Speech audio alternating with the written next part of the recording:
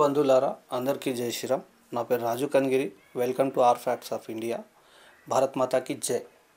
ఈ భారత్ మాతాకి జై అనేది చాలామంది చెప్తున్నారు. ఇప్పుడు ఎందుకు చెప్తున్నారంటే, మేము ఎలాంటి అడ్డగోలుగా ఈ ఇంగ్లీష్ పండుగలు కానీ, ఈ మనకు సంబంధం లేని పండుగలు కానీ, ఆ కొండగోర్లు చేసుకునే పండుగలు కానీ మేము చెయ్యము అని ప్రమాణం చేసి మరీ చెప్తున్నారు అన్నమాట.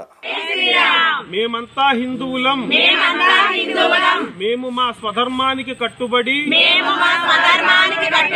భారతీయ సనాతన ధర్మమైన ఉగాదిని మాత్రమే నూతన సంవత్సరంగా జరుపుకుంటాం.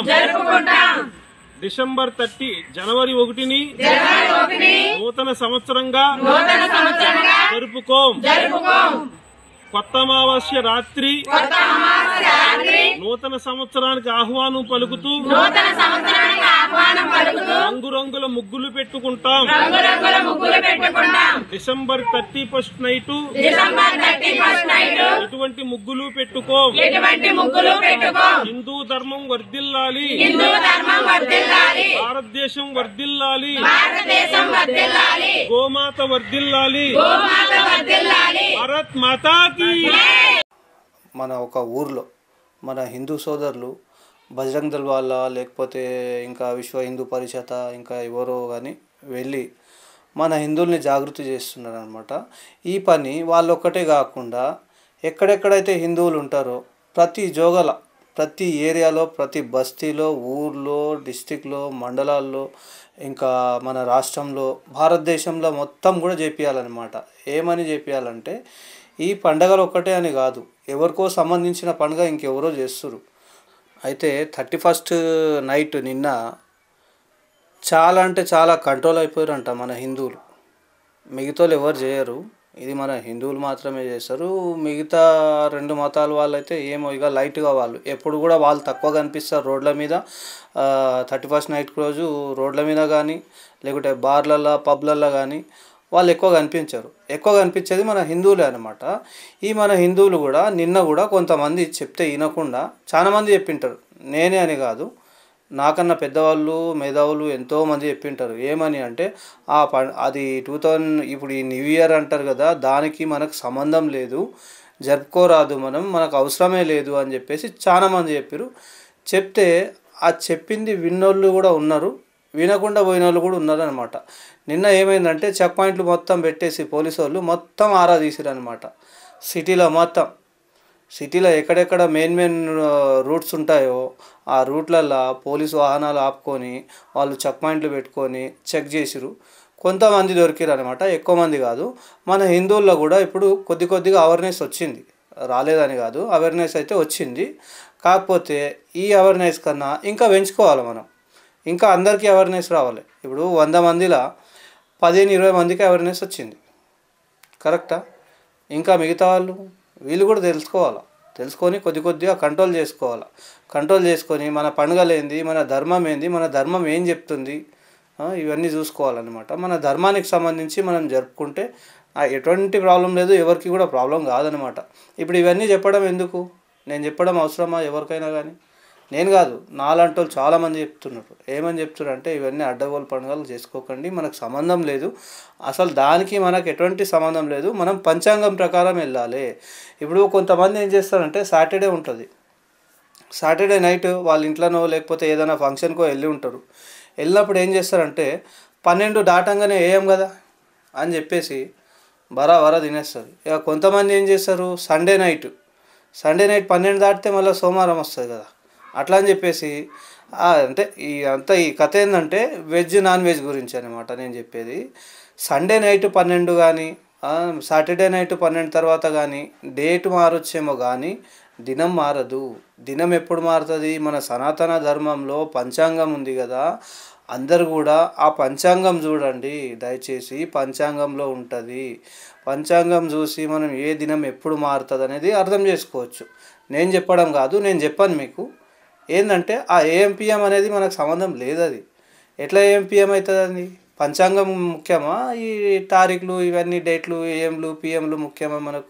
మన సనాతన ధర్మంలో ఉన్నదేంది, అసలు మనం ఏం పాటిస్తున్నాం, అనేది అందరు కూడా దయచేసి జాగ్రత్తగా మీరు పంచాంగంని ఫాలో అయితే ఎవరికి చెప్పే అవసరం లేదు. చాలామంది ఉన్నారు పంచాంగంని ఫాలో అయ్యేటోళ్ళు మన హిందువులు. కాబట్టి అందరు కూడా పంచాంగం ఫాలో కండి, అందరికీ అర్థమైపోతుంది. మన పండుగల గురించి కానీ, రోజుల గురించి కానీ, గంటల గురించి కానీ, ఈ ఏఎం పిఎంలు ఉంటాయా, ఇది ఎప్పుడు తెల్లారుతుంది, ఎప్పటిదాకా నైట్ ఉంటుంది, సాయంత్రం ఎన్ని గంటలకు అవుతుంది, ఎప్పుడు తెల్లారుతుంది, తెల్లారితే లెక్క ఆ రోజు, ఇప్పుడు తెల్లారిన రోజు ఎప్పటి నుంచి స్టార్ట్ అవుతుంది, ఎప్పుడు ముగిస్తుంది అనేది పంచాంగంలో చూస్తే మనకు క్లియర్గా అర్థమైపోతుంది అనమాట. అందుకని నేనేమంటున్నా అంటే సనాతన ధర్మంలో ఉన్న పంచాంగం అందరూ ఫాలో కావాలి. ఇంకోటి, ప్రతి ఇంట్లో కూడా భగవద్గీత పెట్టుకోవాలి. భగవద్గీత పెట్టుకొని పిల్లలకు రోజు ఉదయం ఒక్క పేజ్ అన్నా కానీ ఒక పేజ్ అన్నా చదివిస్తే వాళ్ళు నెక్స్ట్ ఫ్యూచర్లో ఎట్లా మారుతారో మీకు కూడా అర్థమవుతుంది. అందుకని నేను ఏం చెప్తున్నా అంటే కంపల్సరీ భగవద్గీత చదివించండి. ఇంకో విషయం ఏంటంటే మన హిందువులందరూ కలిసి మన సనాతన ధర్మం మన సనాతన లా బోర్డ్ని మనం కంపల్సరీ చేసుకోవాలి. దీనికి మన హిందువులు అందరూ కూడా సపోర్ట్ చేయాలి. అందరు కలిసి మనం చేసుకోవాలి. లేకపోతే ఇతర మతస్థులు మనకు దీనికి కావాలి, వీళ్ళకి సనాతన బోర్డు కావాలి, వాళ్ళకు కూడా చేయండి అని ఎవడు ధర్నా చేయడు, ఎవడు వచ్చి ఎవ్వరేం అప్లికేషన్ పెట్టారు అనమాట. అందుకని చెప్పేసి నేనేమంటున్నా, ఇప్పుడు ఆంధ్రాలో పవన్ కళ్యాణ్ గారు చేస్తున్నారు, చంద్రబాబు గారు పవన్ కళ్యాణ్ గారు కలిసి చేస్తున్నారు అనమాట. అందుకని మన తెలంగాణలో కానీ ఇంకెక్కడైనా కానీ ఆల్ ఓవర్ మన ఇండియాలో మొత్తం సాధించుకోవాలి. మనం ఏంది, ఈ ప్రభుత్వాల నుంచి మన టెంపుల్స్, మన ఎన్నైతే జాగాలు కబ్జా అయినాయో, మన టెంపుల్స్ కబ్జా అయినాయి, ఎన్ని టెంపుల్స్ ధ్వంసాలు అయినాయో అవన్నీ మళ్ళీ రికవరీ మనం చేసుకోవాలన్నమాట. ఎందుకంటే టెంపుల్స్కి హిందువులే పోతారు కదా, ముస్లింలు పోతారా, క్రిస్టియన్లు పోతారా, ఇంకెవరన్నా పోతారా? పోరు కదా. అయితే ఆ టెంపుల్స్ ఎవరికి కావాలి? ఇప్పుడు మనకు హిందువులకే కదా కావాల్సింది. అందుకని చెప్పి నేనేమంటున్నా అంటే మన టెంపుల్స్ కానీ మన టెంపుల్స్ జాగాలు కానీ, ఇంకా మన కబ్జాలో ఎన్నైతే వక్ఫ్ బోర్డు మన జాగాలు ఎన్నైతే కబ్జా తీసుకున్నదో అవన్నీ మనం రిటర్న్ తీసుకోవాలి. దీనికోసం మన హిందువులు అందరూ ఏకం కావాలి. ఏకమైపోయి ప్రతి ఏరియాలో, ఏ ఏరియాలో అయినా ఉండని, కబ్జా అయిందా అంటే అది మనం తీసేసుకోవాలి. మన టెంపుల్ని మనం చక్కగా పెట్టుకోవాలి. మన టెంపుల్స్ని, మన సనాతన ధర్మాన్ని మనం కాపాడుకోవాలంటే హిందువులందరూ ఏకం కావాలి. ఇదొక్కటే గుర్తుపెట్టుకోండి. కులాల పిచ్చి వదిలేయండి. కుల గజ్జి మనకు అవసరం లేదు. అది ఏంటంటే పనికి వస్తా అంటే ఇంట్లో ఒకటే కులం, గడప దాటితే హిందువులం, ఇదొక్కటే నినాదం ఉండాలి మనతోన. నీది ఆ కులం, నీది ఈ కులం, నువ్వు అది ఇది అని చెప్పి ఎవ్వరు చెప్పుకోకండి దయచేసి. అందరం కూడా హిందువులం అనే చెప్పుకోండి. ఏమంటారు, కరెక్టా కాదా నేను చెప్పింది కరెక్టా కాదా అంటే, మీకు ఒకవేళ నేను చెప్పింది కరెక్ట్ కాదు అని అనిపిస్తే, ఎక్కడైనా ఏమైనా తప్పులు ఉంటే మీరు కామెంట్ పెట్టండి. నాకు కామెంట్ బాక్స్ ఖాళీగా ఉంది. ఏమంటారు, నేను చెప్పింది ఏమైనా తప్పుగా ఉంటే కామెంట్ పెట్టండి. హిందూ బంధువులారా, ఇంకో విషయం ఏంటంటే, ఒక ఆయన పేరు సీతారామరాజు. సీతారామరాజు అనే పేరు ఎవరికి ఉంటుంది? హిందువులకు ఉంటుంది. ఆ హిందువుకు ఏమేం చేసి, ఏమేం మందు పెట్టి ఏం చేసిరా తెలియదు, మభ్యపెట్టిరా తెలియదు, లేకపోతే వెనకటి కాలంలో మన ఇప్పుడు ఉన్న ముస్లింలు ఎట్లా కన్వర్ట్ అయ్యారో ఈయన కూడా అట్లా కన్వర్ట్ అయ్యారో తెలియదు. వెనకటి కాలంలో ముస్లింలు అంతా ఎట్లా కన్వర్ట్ అయ్యారంటే గొంతు మీద కత్తి పెట్టి కన్వర్ట్ చేయించారు అనమాట. ఇప్పుడు ఈయనకు కూడా ఎవరైనా గొంతు మీద కత్తి పెట్టి కన్వర్ట్ చేయించి, లేకపోతే నాదే కరెక్ట్రా బాబు, నువ్వు హిందువువి కాదు, నువ్వు ముస్లిం దాంట్లోకి వచ్చేసే అని చెప్పేసి తీసుకొచ్చి ఆడకి తీసుకొస్తే, ఈయన ఏం చేస్తున్నాడంటే, ఈయన కన్వర్ట్ కాగానే ఇక ఏదో నేనే సిరాజ్ని అని చెప్పేసి సీతారామరాజు పోయింది పేరు, సిరాజ్ అని పెట్టుకుండు. అదే సీతారామరాజు అని చెప్పేసి సిరాజ్ షార్ట్కట్లో పెట్టుకొని నానా నాటకాలు చేస్తున్నాడు అనమాట. అయితే ఒక అన్న ఇంటర్వ్యూలో తీసుకుంటే ఆయన బయట పెట్టిండనమాట. ఈయన మాట్లాడిన కథ ఏంది, ఈయన పేరు ఈయన నోట్ ద్వారానే చెప్పిండనమాట ఒక మీటింగ్లో. అయితే అదెవడు జాకిర్ నాయక్ అనే ఒక ఫకీర్గాడు ఉండు కదా, ఆ జాకిర్ నాయక్ అనే ఫకీర్గా అంతా పోయినప్పుడు ఈయన మైక్ తీసుకొని ఏం మాట్లాడిందంటే, నేను హిందువుని, నా పేరు సీతారామరాజు అని చెప్పేసి మాట్లాడిండు.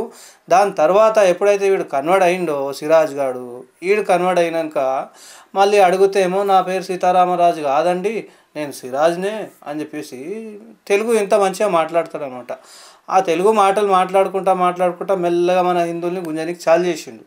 అయితే ఇదేదో డౌట్ వచ్చి మన వాళ్ళు చాలామంది వీని మీద కన్ను పెట్టారు అనమాట, వీడు ఏం చేస్తుండని.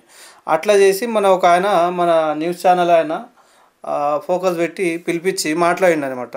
ఏంది మీరు సీతారామరాజు కదా, మళ్ళీ సిరాజ్ ఎప్పుడైనా ఏం కథ అంటే చెప్పిండు ఉన్నది. నేను ఇట్లా మారాలనుకున్నా అది ఇది అని చెప్పేసి మారిండంట కొండగొర్రెగాడు. ఈ కొండగొర్రె మారింది కాక మన హిందువులకు ఇంకా మిగతా ఎవరెవరికి వీనికి ఎవరెవరైతే వీని దగ్గరలో ఉన్నారో వీని మాట ఎవరెవరైతే వింటారో వాళ్ళందరికీ గుంజుకుంటుండు అనమాట. ఎట్లా గుంజుకుంటుండు? వాళ్ళ మతంలకు. నేను ముండమోసిన నువ్వెందుకు బొట్టు పెట్టుకొని తిరుగుతావురా బాబు, బొట్టు దుడితే గడ్డం తెచ్చుకో, నా దాంట్లోకే వచ్చేసాయి నువ్వు అని చెప్పేసి వీడు ఏడ మీటింగ్ పెట్టినా ఏదో ఒక మతోన్మాది కార్యక్రమాలు చేస్తుండనమాట. మీరు కావాలంటే ఈ సిరాజ్ గాడు ఏమేమి చెప్పిండో మీకు న్యూస్లలో కూడా ఉంటుంది, యూట్యూబ్లో ఉంటుంది, సెర్చ్ చేసి చూసుకోండి. మన ధర్మానికి వ్యతిరేకంగా కాకుండా చెప్తానే మన ధర్మానికి తప్పుతో పట్టిస్తుండనమాట వీడు. ఇటువంటి వాళ్ళందరికీ ఏం చేయాలి మనం? బ్యాన్ చేయాలి. బ్యాన్ చేయాలంటే ఎట్లా? హిందువులందరూ ఏకం కావాలన్నమాట. ఇది నేను చెప్పేది కరెక్టా కాదా నాకు చెప్పండి. నేపాల్లో మన హిందూ ధర్మాన్ని చాలామంది హిందూ ధర్మాన్ని స్వీకరిస్తురంట. స్వీకరించి నేను కూడా హిందువుని అయిపోవాలి, మిగతా దాంట్లో ఏమీ లేదు అంటే వీళ్ళకి ఇప్పుడు హిందూ ధర్మం గురించి అర్థమైందనమాట. అందుకని చెప్పేసి నేపాల్లో మ్యాక్సిమం అందరు హిందువులుగా మారుతురంట. అయితే ఇక్కడ మనకేమైంది? మనోళ్ళేమో హిందువులుగా ఉండి కూడా బొట్లు తీసేసి ముండ మోసుకొని ఎక్కడనో పోతురు. ఇవన్నీ బంద్ చేయండి దయచేసి. హిందూ ధర్మం ఎవరెవరైతే కొత్తగా అప్పగించారో అంటే కొత్తగా వచ్చిరో వాళ్ళకి అడగండి, తెలుస్తుంది మీకు హిందూ ధర్మం గొప్పతనం ఏందో. మన కేటీఆర్ అన్న ఉండ కృష్ణ ధర్మ రక్షణ, ఆయన ఏం చేస్తుందంటే మన దేవాలయాలు మనకే ఉండాలి, ప్రభుత్వం చేతిలో ఉండొద్దు అని చెప్పేసి పోరాడుతుండే ఆయన. కాబట్టి అటువంటి వాళ్ళందరికీ మనం సపోర్ట్ ఇవ్వాలి. మనం సపోర్ట్ ఇస్తే మనకు కూడా మంచిదే. ఎందుకంటే ఆయన పోరాడేది ఆయన ఒక్కని కోసం కాదు, మన అందరి కోసం. మన దేవాలయాలు ఎన్ని ఉన్నాయో అన్ని దేవాలయాలని మన చేతిలో మనం పెట్టుకోవాలి, మన కంట్రోల్లో ఉండాలి. గవర్నమెంట్ చేతిలో పెట్టొద్దు. గవర్నమెంట్ చేతిలో పెడితే ఏమవుతుంది? వాళ్ళు మన హుండీల డబ్బులు తీసుకుపోయి ఏ చర్చ్కో ఏ మస్జిద్కో ఇస్తారు, కానీ ఆ పైసలు మళ్ళీ మనకేమైనా ఉపయోగపడుతున్నాయా? అందుకని చెప్పేసి ఎవరు కూడా కానీ ఇటువంటి పనులు ఎవరెవరైతే చేస్తారో మన హిందూ ధర్మంలో వాళ్ళందరికీ కూడా మనం సపోర్ట్ చేయాలి. ఈ కేటీఆర్ అన్న ఉండు కదా, సుప్రీంకోర్టులో పిటిషన్ వేసిండంట ఆయన. మన దేవాలయాలు విమోచన కోసం సుప్రీంకోర్టులో పిటిషన్ వేసిన కేటీఆర్. ఇది కేటీఆర్ కృష్ణ ధర్మ రక్షణ. ఈయనకు సపోర్ట్ చేయాలి, ఈయనలాగా మన అందరం కూడా చేయాలి. అదే అన్నమాట. నేను అందుకని చెప్తున్నా, ఫస్ట్ కులాలు పక్కన పెట్టండి, మన టెంపుల్స్ని మనం కాపాడుకోవాలి, మన హిందూ ధర్మాన్ని కాపాడుకోవాలి. మన హిందూ ధర్మం నుంచి ఇతర మతాలకు పోకుండా మన హిందువుల్ని మనం కాపాడుకోవాలి.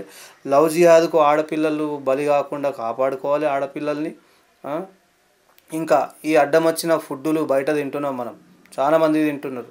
అడ్డం వచ్చిన హోటల్లో ముస్లిం హోటల్లో పోయి తింటారు కదా, చాలా ప్రాబ్లం అది. కొద్ది కాదు, చాలా ప్రాబ్లం అది. పిల్లలు కాకుండా మందులు వేస్తారు. అందుకని చెప్తున్నా, ముస్లిం హోటళ్ళల్లో కొనకండి, తినకండి, ఛాయ్ కూడా తాగకండి, నీళ్ళు కూడా తాగకండి. నీళ్ళు కూడా ఉచ్చబోసి ఉమ్మొచ్చి అమ్ముతున్నారు. కాబట్టి నేను చెప్తున్నా, మీరు అందరూ కూడా దయచేసి నేను ప్రతి వీడియోలో నేను ఎండింగ్లో ఇది కంపల్సరీ చెప్తా.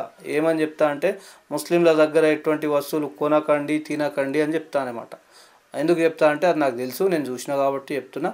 మీరు చూసిరా చూడలేదా నాకు తెలియదు, చూసినా చూడకున్నా పర్లేదు, నా హిందువుల్ని నేను కాపాడుకోవాలని చెప్పేసి నేను ఈ న్యూస్ చేస్తున్నా తప్ప నాకు దీనివల్ల ఏం వచ్చేది లేదు, పోయేది లేదు. ఏమంటారు, నా హిందువులందరూ బాగుంటే నేను బాగున్నట్లనే నేను అట్లా అనుకుంటా. కాబట్టి ఇవన్నీ చెప్తున్నా. మనోళ్ళకు పనికొచ్చే విషయాలు మాత్రమే నేను న్యూస్లో పెడతా. మిగతా అడ్డగోలుగా ఆ డ్యాన్స్లో ఈ డ్యాన్స్లో రికార్డింగ్ డ్యాన్స్లో లేకపోతే అది ఇది ఏం పెట్టా, నాకు పనికొచ్చే అవసరం, నాకు ఓన్లీ పనికొచ్చేది ఒకటే పెడతాను, మిగతా అన్నీ నాకు అవసరం లేదు. కాబట్టి అందుకని నేను ఏమంటున్నా, హిందూ బంధువులారా అందరూ కూడా ఏకం కావాలి.